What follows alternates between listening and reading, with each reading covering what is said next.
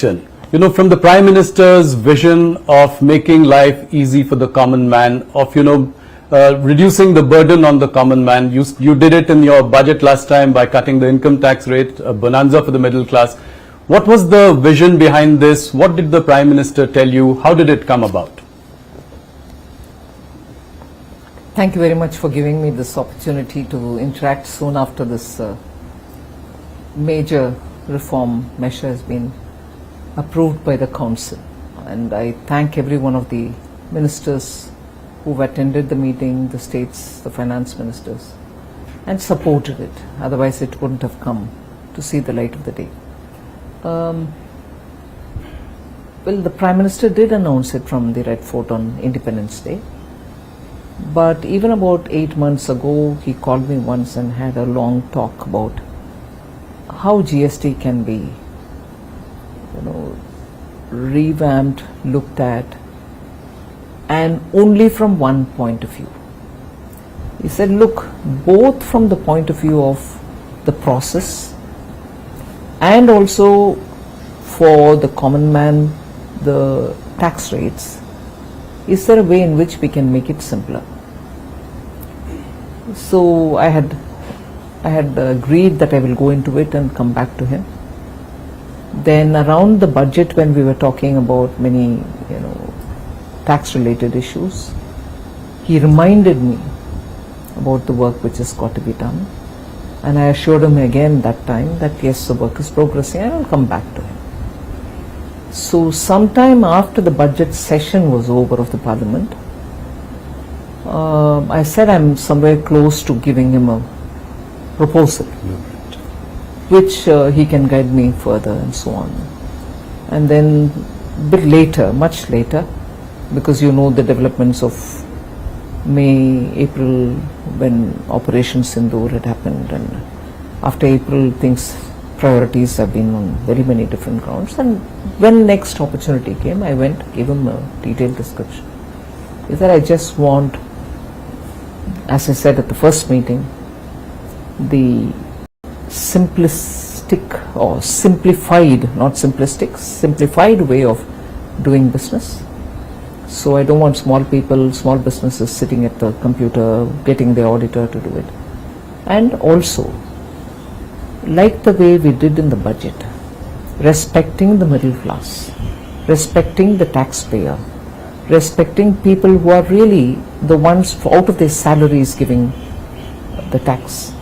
We need to do something for the day-to-day indirect tax, which falls on every Indian citizen in some way or the other. So this tax is something which touches the lives of every citizen, and therefore we need to be a lot more sensitive. So I went back with this comment, redid it, sharp focused it, and that's how this proposal came. And we, for the first time in GST's history, Council's history, the centre has come up with a proposal. Till now it used to be the group of ministers which consisted only of state ministers. Yes. Never has the centre been a part of any GOM. This is the first time, both in the case of the compensation cess, where the MOS finance, central government, was the chair to decide how to handle the closure of the compensation cess, and a comprehensive proposal as regards GST being given by the central government. So it's unique in very many ways. Every rule of the House, of the Council, had to be looked at afresh, yes, even to put the proposal. Yes. So I'm glad it went through the whole grind, didn't ignore any rule or expectation or the law of the GST, and has gone through. And taking everyone along. Unanimously. That's right. At the heart of this is obviously, the common man. In fact, Money Control had put out a tweet saying that how it also impacts, it is the health of every citizen in India, to which the Prime Minister in fact said that it is also to do with Swasth Bharat. Yes. So what was the driving motivation, behind this bill? See, I had to do a dredging kind of an exercise. Yes. Every item which comes under the GST goods or services had to be looked at not just by their codes, not just by their names, but to regroup them from the point of view of daily use items, that which is consumed by citizens, middle class, the poor in particular, and then you looked at those which are going to hit the farmers, those which are going to hit the middle class, and so on.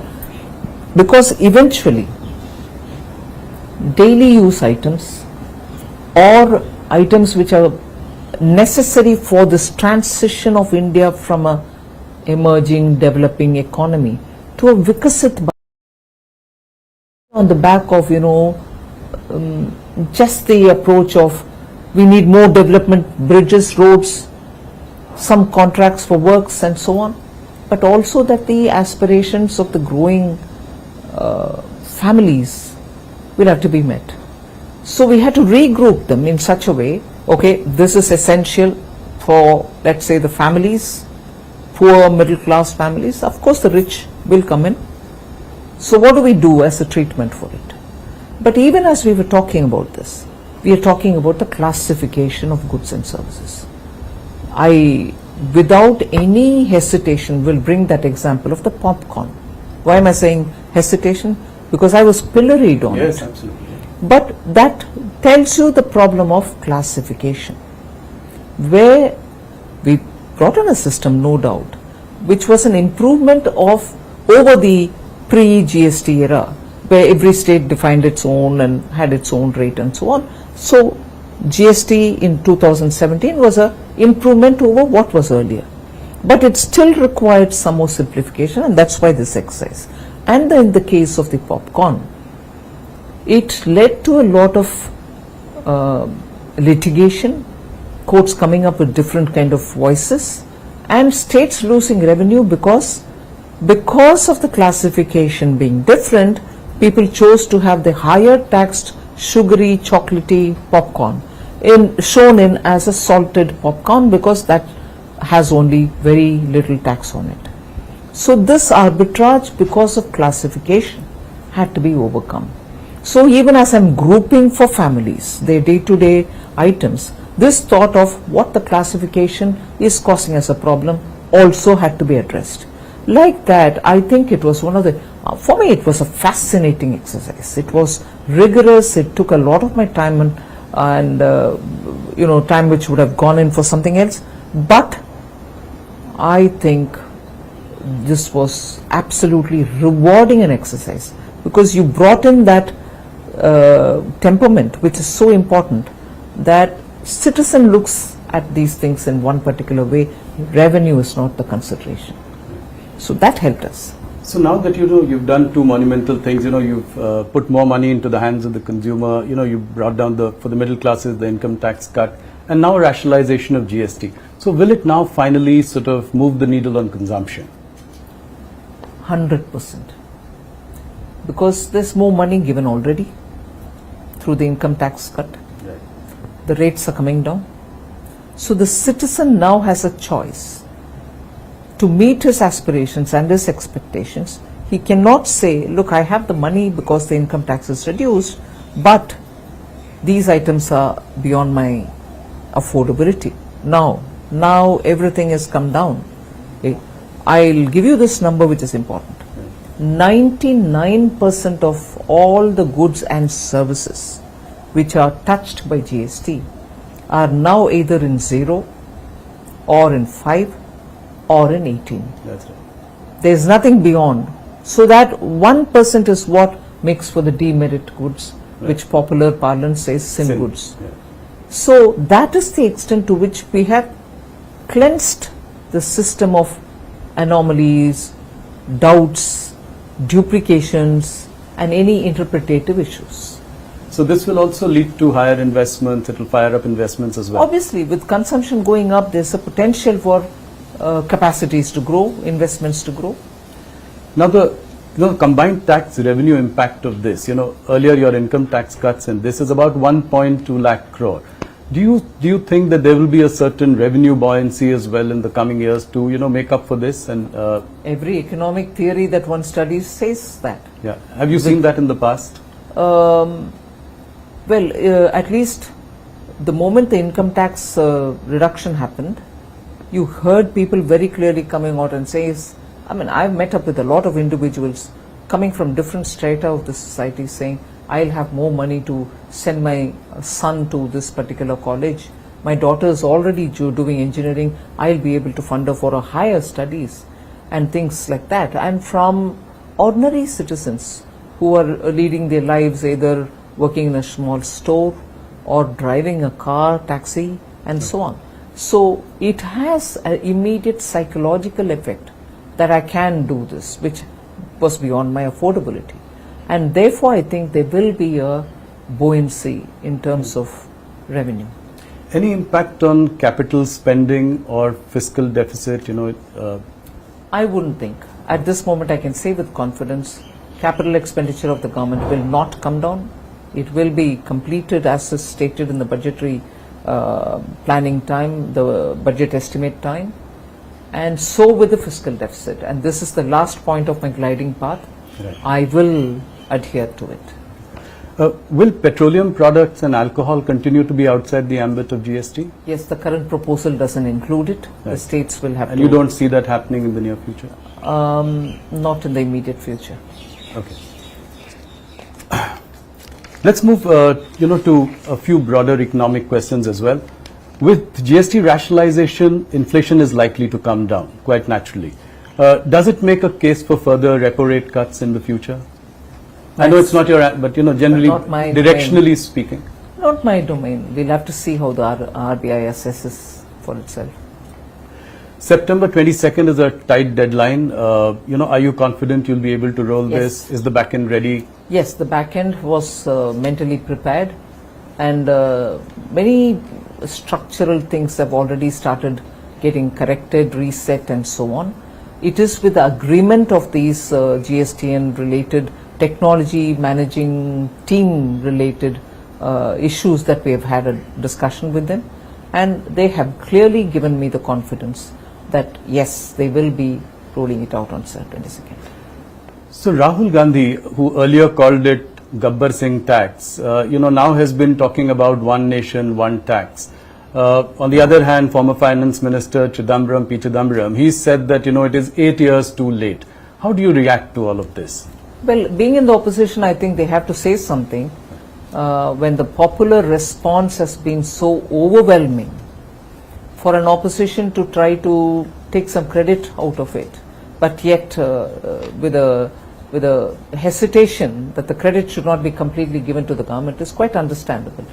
But I would want them to ponder that neither could they bring it in because they couldn't win the confidence of the states, nor could they truly and literally understand how the mechanism works. After all, the GST Council has members from Congress party, Yes. finance ministers from Congress ruled states are there. But I have a feeling the Congress High Command, as they call it, doesn't do its homework to understand the way in which this wonderful organization works, the GST Council. And therefore, at one point in time, they call it Gabbar Singh tax, another point in time saying, oh, this is fine, but it should have come earlier.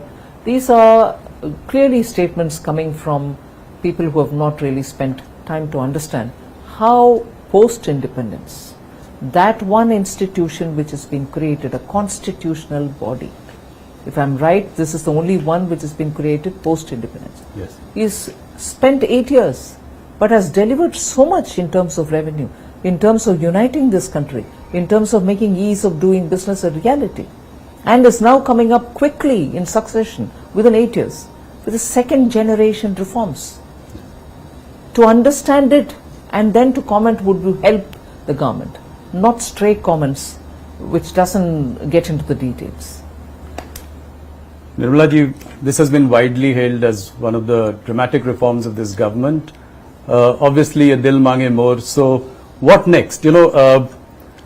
PM has set up 2 official level committees on next gen reforms. 2 group of ministers have also been formed, headed by Amit Shah and Rajnath ji. What can we expect in the coming months? What is the idea going forward? How do you look at reforms in the bigger picture? Quite a lot of work was done about the next set of reforms which we need to undertake. even prior to 24 Lok Sabha elections. And then some departments moved, like ours moved faster. There are other departments which are moving faster as well, whether it is looking at the environment related issues, sustainability related issues, opening up for private sector, sectors which have been the domain and the privy of the government. These are things where lots of action is happening. Various departments are moving. The science and technology is moving very fast. IT is moving very fast.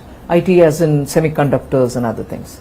So that big area of reform, if you ask me, in which these two committees will look at, and also the committee which is headed by former Cabinet Secretary Rajiv Gauba. Right. I expect reforms which will have to now trickle down rather than remaining as a domain of only the union government. The state governments are somewhat also moving towards reforming on very many scales. But the third layer of India's democracy, the urban local bodies and the panchayats, is where the next forceful action has to move. Otherwise, the speed with which we want to move India and the aspirations to be met in India for people to live in a society, live in a country which is fairly developed, and our citizens get their aspirations met. I think we have to take the reform agenda just not to the states but also to the third layer. As I move to discussing the GDP numbers for Q1, just before that, another last question on GST, which is how will you ensure that you pass on the benefit to the consumers? We've seen anti-profiteering in the past, so how do you plan to tackle this? Is there a way in which the government is looking at it? How do you ensure? At the moment, there isn't any particular mechanism that I can say I have, but I certainly am seized of the question. Also coming from many citizens themselves who are saying, it's great that you've done this, it's great that you're bringing in this kind of a drastic cut in taxes, but how will you ensure that we'll benefit from it? And how will you ensure that it's not going to disappear on the course to reach? We'll have to keep talking with industry, we'll have to nudge them, we'll have to, I'm glad in the case of the insurance sector, the public sector insurance companies have come forward to openly say that they will indeed pass the rate cuts to the citizens, those who are taking the insurance for themselves. So I'm sure the private sector would also do it in insurance, and so with other things. You're expecting them to announce that they will pass on the benefit? Many of them are doing it. Couple of them have, some of them have announced. So Q1 GDP numbers are heartening 7.8%, at a time when President Trump said that, India is a dead economy. How do you react to something like that? I may not be able to comment on, let's say, foreign head of the state commenting on it. But in India, one line which I keep repeating several times, probably even once when I met you once earlier when we chatted like this, it is the cynics within India who worry me. It is the naysayers within India who worry me. Assume somebody had said it, a head of state has said it. Building India together, and all of us together building India, are we going to carry those tales or stories or observations which somebody else says and then repeat that here, oh, so and so has said this, India's a dead economy, we knew it, this is happening, that's happening. India requires its citizens to be respected. They are toiling and struggling and working to build their families and their economies, their own personal family wealth and whatever. At this time when we are trying to create more opportunities, do we need the naysayers to even borrow such observations, be it as it may that it is coming from a head of state? Do we need our own people to use these expressions? It is undermining not the government, you're undermining our citizens' efforts. And a responsible opposition, I wished didn't repeat these lines, but I think it is, I would react only to what our people are saying rather than a head of state elsewhere. No, five quarter high number, I think it gives us a lot of confidence in the Indian economy. And also inflation coming down. Yes. Drastically coming down. Yes. But it brings us to a related point, which is on the point of tariffs. Now that tariffs with the US are at 50%, What is the likely impact on the GDP going forward? There are various estimates by various sort of consultancies, from 10 basis points all the way to 100 basis points, some have predicted. Where do you see the impact really of this?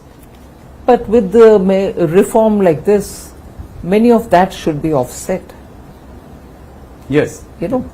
So it is never a situation of one fixated point. It's a dynamic situation where you're moving from one to another with newer players coming in, newer factors coming into play in this scheme of things. This one, you have the GST reforms, which is going to make people understand that they can fetch more things with the same amount of money with which they bought some amount earlier. So it is very clear that industries have been speaking about the tariff and its impact. The government has designed something for itself. We will come out with something to handhold those who are hit by the 50% tariff from the US. This has been said earlier. I've met up with the delegations when I went to Chennai in recent past few days. I have said this there and I will repeat it. Government is working. So will they be allowed to sell in India, or how do you plan to alleviate their concerns? No, there is a package which consists of very many different ways in which we want to help them. So we'll wait for the cabinet to clear it, but there is something coming to help them so that this tirade of the tariff is something which they can face, and also suddenly having to look for newer markets is also a challenge. But we'll have to help them out on that. So is there a sense in the government that this could be a slightly longer haul? We hope not, but we really can't leave our exporters high and dry saying it's going to change sooner. We will work with them. Nirmala ji, will we also continue to buy Russian oil? Yes, that's been made very plain and simple. Whether it is Russian oil or anything else, it's our decision to buy from the place which suits our needs. Whether in terms of rates, logistics, anything. So where we buy our oil from, especially being a big ticket foreign exchange related item, where we pay so much out of our pocket, highest in terms of import, we will have to take a call which suits us best. So we will undoubtedly be buying. Another question about, the officials of the Trump administration have been using really hurtful language against India. Saying that we are Brahmins profiteering at the expense of, ordinary Indians, or, calling the Ukraine-Russia war Modi's war, or us as Kremlin's laundromat. How do you see all this? I mean, how do you react to something like this? Very much the same principle as I said earlier. It is one thing, it can be hurtful. It is one thing for a foreign government, head of state or an official or anybody to say all that. And the global diplomatic world is astonished that that kind of an expression is being used against India. And that will have people in the diplomatic arena to respond or to deal with. But what hurts me more is when those very expressions are being justified in India. Oh, don't you all know, don't you, I mean, you know, dirty, unwashed Indians, you don't understand what this expression means? This is how, this is explained. Who wants these explanations from Indians? Who actually wants us to know better? And who are these people explaining to us, this expression is used in this context? Yes. I'm outraged by that. I don't want explanations to justify that. Whether I'm going to have to deal with them, stand up and challenge them or retort is a different story. Right. But Indians quoting those words and telling us, oh, you dirty Indians, you don't know this colonial justification of the language that is being used against Indians, against such countries which have come out of its colony and from its empire and stood up to build its own country with its own self-confidence. And even now when we are talking about Atmanirbhar, it's not just in terms of producing everything in your country. It's also about being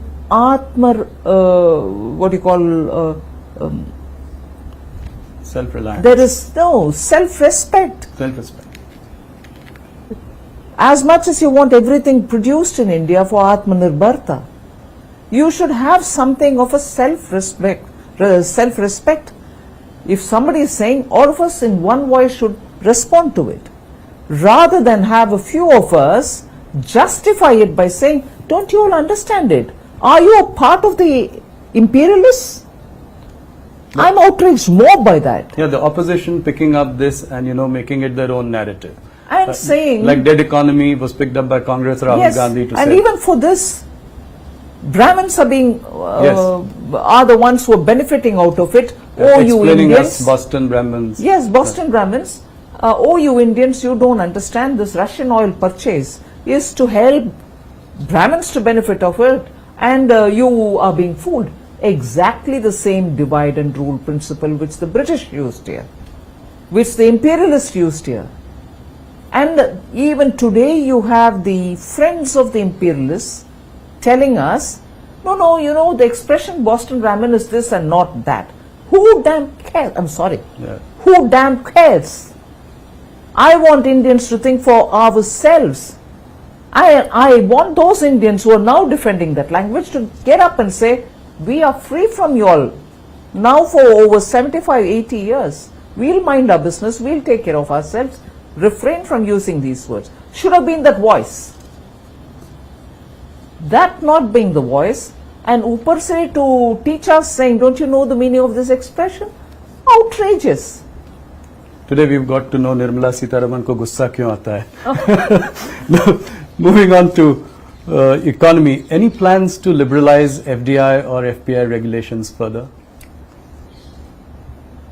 I do not want to give a headline, but certainly we are looking at every aspect of reform. How do we, this is probably the right time to, assure foreign investors to invest in India. What are some of the steps that we should take that would, give them this confidence? This one was a big one in itself, but going forward. First thing, I think our institutions such as Parliament should debate issues, should question government on the proposals, on the policies, on government's actions. That gives confidence to people saying India's democracy actually literally discusses these issues. Without that, the government can go about doing what is right for the public. But the institution of the Parliament is not being used for its prime purpose. Why is it important? It gives a feeling that both the opposition and the ruling parties are talking on issues. Instead of holding placards and standing in the House, if there is a meaningful discussion, it will convey a lot about the policy strength. That is one thing. Second, our regulatory institutions, and I've said this before, but I'll repeat it here. Regulatory institutions should not go to the extent of micromanaging. I want businesses to do their businesses. They have powerful boards which run them. And the regulator, in consultation with the stakeholders, should allow them to function, of course keep a watch, Right. and do a soft touch regulation. If regulators across the board, I'm not talking just of the finance domain regulators, Yes. all over, should have a open-minded approach, a soft touch approach, above all, not micromanage businesses. Private investment has been a topic of discussion. How do we revive animal spirits, for the private sector to invest? This has been a, discussion that we've been having over the course of many interviews, and you've been also exhorting the private sector. How do we get about? But I think, to be fair to them, they are moving in. Okay. And they are taking decisions about how they want to expand. So you see a significant change? I see a significant change, and I see that enthusiasm now in wanting to understand how things will move from the industry. And I'm sure they are conscious that opportunities lie in India and they should do things. How would you react to S&P's, India's sovereign rating by S&P, which has gone up? High time, would you say? Yes, and it is, I think, as a result of a lot of work done by the Department of Economic Affairs, the Chief Economic Advisor. They have been persistent with talking with them, giving them adequate data-based information, and their conversations have actually today shown us the result. And I'm glad that they're doing it. They should continue doing it with other agencies also, because with our growth being with what it is, with our fiscal, macroeconomic fundamentals being what they are, with our inflation being under control, with our foreign exchange growing, with our stock market being so buoyant, it is difficult to understand how parameters of similar and comparable nature elsewhere attract a much better rating, whereas ours don't. And conversely, parameters which are worse than ours seem to be having better rating. Just can't explain it. So I think the work of the DEA and the CEA is well cut out in this regard. They will have to work with agencies. Nirmalji, you're right about all the macro indicators looking up. But revenue growth for corporate India has remained tepid. It's at a 7-quarter low of 3.7%. How do you explain that? GDP on one hand growing at 7.8%. What really accounts for this? I think it's also a question of how they're deploying their resources and how they're earning out of it. Businesses will also have to look at the way in which their risk-taking capacities can increase, and that's what is going to be the prime mover in terms of revenues for businesses.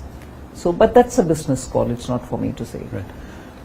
Nirmalaji, India and China are now mending sort of fences. So, right now it is at the level of resuming the flights and giving visas to each other. But what could be the next steps? How could we make the Chinese markets more accessible to Indian companies? There is, of course, a huge deficit of $100 billion here. So how do we do that? I mean, what are the next steps? There's just a lot of work to be done in that area. There's no hiding it. We need to have trade conversations, market access conversations, non-tariff barrier conversations with the Chinese. Unless we do that, and unless there is a true engagement and not a procrastinating engagement, you may talk as much as you want on these issues. I've done it myself. And to have a conclusion arrived at takes a lot of time with the Chinese. Sorry. Market access is something which has not been realized despite our almost a decade-long engagement with the Chinese. In between, everything had come to a halt. But on both these issues, there should be meaningful conversations. Otherwise, the very products that we want to export to China go through different destinations to China. But why can't it go directly? Yeah. And will it also be reciprocal? I mean, Press Note 3 prevents investments from China to India. So would you look at, doing something about that as well? As it is, I think in one or two cases, particular cases, we have relaxed some of them. And in those sectors where their technology has come in, and the technicians and also the experts had to come to actually see the projects through, we have not allowed these experts to come. That has now changed. In some sectors, people are coming in where projects are already on the ground. So India will be open to that idea? Of course. Yes. Nirmalaji, you've ushered in the boldest of reforms. I say this in every interview that we do because you corporate tax cut. I mean, that was a phenomenal sort of move. Then after that, last budget, we have income tax rates going down. Now GST2, as I called it. So, one thing that we probably haven't seen enough is on private disinvestment. What would you say to that? You did sell Air India, but after that, things have been slow. You'll see action in that also. This year? Yes. Oh, that's great news. Any deadline for strategic stake sale in IDBI Bank? No, I think the secretary has already, DPAM secretary has already spoken about it. IDBI is moving quite fast. Okay. And I expect it to be concluded this financial year? Okay, and any more banks which could then be looked at after this? I wouldn't say any more banks. I'm not negating anything. Right. But yes, more disinvestments. More disinvestments, okay. So we've seen that since June this year, the yield on 10-year bonds have risen 30 basis points since June, to more than 6.5%. Are you concerned about rising borrowing costs? Yes.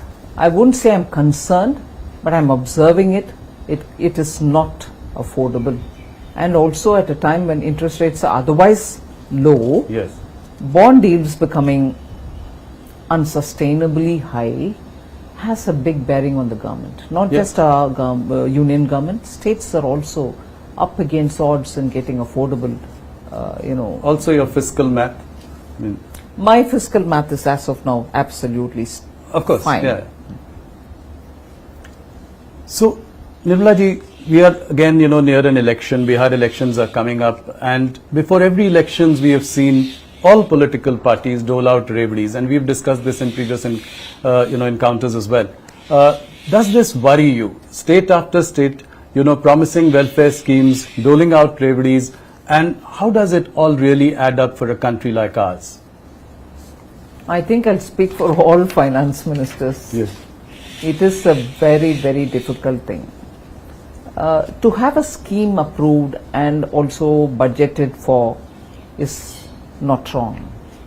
And I would approve of that, because that at least takes the view of the legislature and also makes it public about how they are financed, and therefore also brings in that responsibility to keep your revenue generation equally attended to. But what most often happens, not so much with Prime Minister Modi's leadership, but I can say what generally happens is you give away a promise. Once you have to come to fulfill it, you're searching and scrambling for resources. And if you are an opposition ruled party, it is very quickly arsenal in your hand to say central government is not giving me money. That's the biggest unsustainable argument. I'm more tempted to say bogus argument, because you give a promise, you win the election, you come to power, and then after that you're not able to fund it. Why would you want to? A lot of cases. Yes, why would you want to throw the blame at somebody else, particularly the union government? Yes. So this kind of sort of recklessness in dealing with public finance has got to be discouraged. There's no doubt on it. Nirmala ji, India holds about $227 billion of US Treasury securities. It also holds a lot of gold in its reserves. Should we diversify away from US Treasuries for reserves? To some extent, I think the Reserve Bank of India has already started doing it. I wouldn't want to divulge more by saying how are they doing it. But I think Reserve Bank has taken a very considered decision, and they've also done by purchasing gold. So I think the bank is competent and they're taking a fine call on it. One more question was on the decision to ban online gaming, which came as a surprise to many, especially, after many years when people had poured in a lot of money in that business. What was the thinking behind this? How do you assure people of consistency in sort of decision making at a time like this? No, what is the time? What is so special about the time like this? No, what I meant was that, a lot of investments had come into that No sector. doubt. Yeah. We have not banned games which are for recreational purpose. Right. We are still online games for these things are not banned. It is only when you start betting with money. And why is it? Not because we want to say we don't like it. It's a question of the number of people who came to say families are getting absolutely shaken up. Yeah, that's right. Their monthly bills are shooting up, and children cannot be controlled from the temptation. And many children, in fact, I wouldn't mind even saying this. There was a finance minister who once met me in a very different context. Right. And he narrated of his own family, where his own grandson, who's a very good person, the child is a very good child, well groomed and well brought up, Right. used his credit card for just one day for some other purpose of a family's genuine buying requirement. He helped them because children Yes. are very savvy. Post that one another day, he picked up the card and said, I want to just do something. They said, all right, please. Because they never suspected this child as, into games and into betting and things like that. So the boy used the card and played and gave back the card. Again, probably he did it 2 or 3 times more. Phenomenal increase in the bill that month. And that's when the grandfather sat up and said, what's going on, let's check up. And this grandson told him right in front of him that it was all free.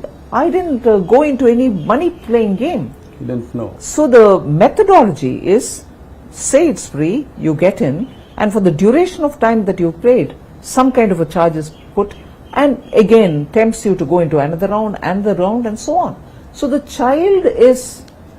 adolescent child is under the impression that he's playing a free game. Right. But he ended up paying through his nose. So that's a classic example, but Yes. many people approached us, the PMO and so on, and said, this is ruining our country, ruining our youth, please do something. That's where this bill has come. Okay. No, understood. The rupee is at an all-time low against the dollar. Does it concern you? It is, I've said this and I'm going to have to repeat it, it is only against the dollar that the rupee is highly volatile. Whereas rupee is not affected similarly by other currencies. So, and there are countries Yes. in emerging markets and even in developed countries whose currencies against the dollar are weakening. So it is an issue on that aspect and at that level about the volatility as a result of the strengthening dollar. It's not rupee getting weakening. I know I've been trolled immensely for saying this, but this is the truth. So, Okay, thank you. Nirmala ji, one last question. For profitable companies with over 1,000 crore turnover, 2% of their profits go into CSR. Now, at a time like this, when MSMEs are facing a problem because of tariff issues, etc., is there any thought to take a relook at this for a little while? nothing before me as yet. Okay. If there's anything, I'll tell you, but there's nothing at it. All right. Nirmala ji, thank you so much for your time. Thank you you. for patiently answering all our questions, very candid. And heartiest congratulations on yet another big reform, GST2 or rationalization of GST. Thank you so much for being with us. Thank you very much. Thank you.